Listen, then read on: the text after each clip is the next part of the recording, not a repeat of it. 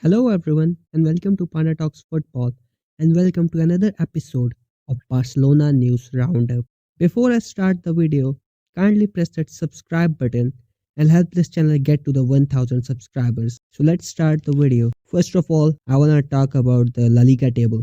If we look at this, we have accumulated around 38 points in the La Liga table, while Real Madrid are only 2 points behind us and they have a game in hand against Valencia. That technically means that if they win their game in hand, they are going to be 1 point ahead of us.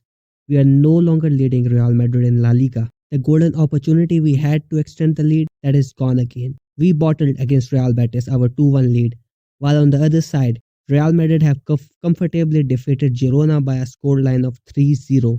And to make the matters worse, if you look at the form of Barcelona in the last 5 games, we accumulated only 5 points, including a 1 victory, 2 draw and 2 losses. This has to be a certain eye-opener for Barcelona and Hansi Flick. Hansi Flick, man, you need to devise some other plan. Our press is not working as it was working before. Our offside trap is also being read by the opponents. We definitely need a new strategy because there is a muscular fatigue in our players and they are not pressing the opponent as efficiently as they were doing before. We cannot afford to lose the game. The situation is already scary and Barcelona needs to really wake up. They need to wake up, make some signings in the January window because we just cannot lose La Liga at this point. Now coming towards the second news, which is, as confirmed by Fabrizio Romano, Barcelona have met Jonathan Tah and his agents. They are optimistic to get it done. Barca are clear favourites to sign Tah as free agent. He's not gonna sign new deal at Bayer Leverkusen in 2025. The plan remains to leave in July and Barca director Deco met Tah and his camp in Germany on Thursday. Gigante's reports are confirmed positive meeting. Barcelona are currently ahead of Bayern in the race for Jonathan Tah while there are still details to be discussed. Tah is represented by Pini Zahavi, the same agent as Hansi Flick. Tah is actually a signing which was specifically demanded by Hansi Flick for his defensive line. To me, this is a really encouraging news. Like, I don't know why shouldn't we sign him. He's coming free of cost. He's a free agent. He is 28, experienced defender. He can play a high line. Defensively, he's so solid. If I have to explain him, he's simply a Ronald Araujo who's also good at the ball. Araujo might be having a little bit more acceleration and pace than him, but in other factors, he's a really good defender. And he's seriously gonna improve our defense. But one question remains, who will be sacrificed for his place? I think it's going to be Andreas Christensen. I don't want him to be gone, but Jonathan Tah is a player we just cannot miss out on.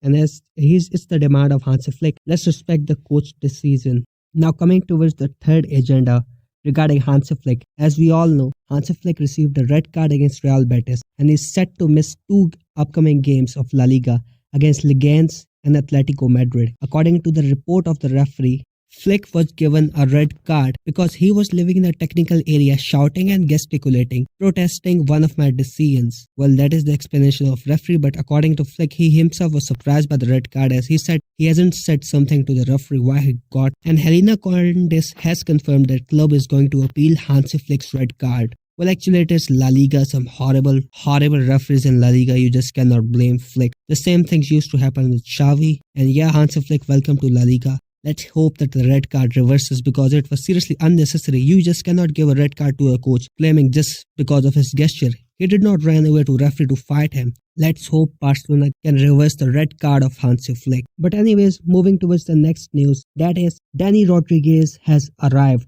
For those who don't know, Dani Rodriguez is a 19-year-old Barcelona's La Masia prospect playing for Barcelona B. He has recently came back from the injury. He was, even in Xavi's time, regarded as the best prospect of La Masia after Lamine Yamal. The only reason he was not given a debut in Xavi's time was because of his contract situation as he was reluctant to renew with the club. But he has renewed for the 2 seasons and he is really good. If he steps up, if he has a breakthrough season, this can be a start of just another Lamine Yamal kind of story. Yeah.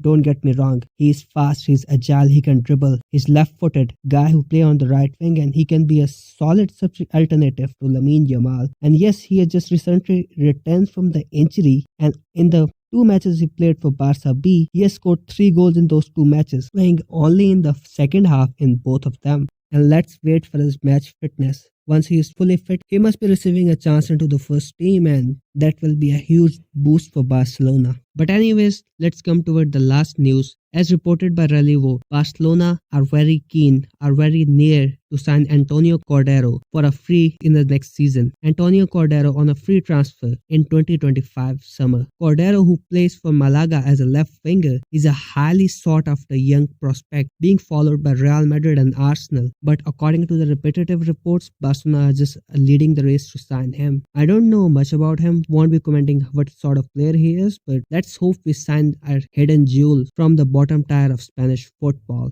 Anyways, that was all for today. I hope you liked the video and consider subscribing the channel. Visca el Barça.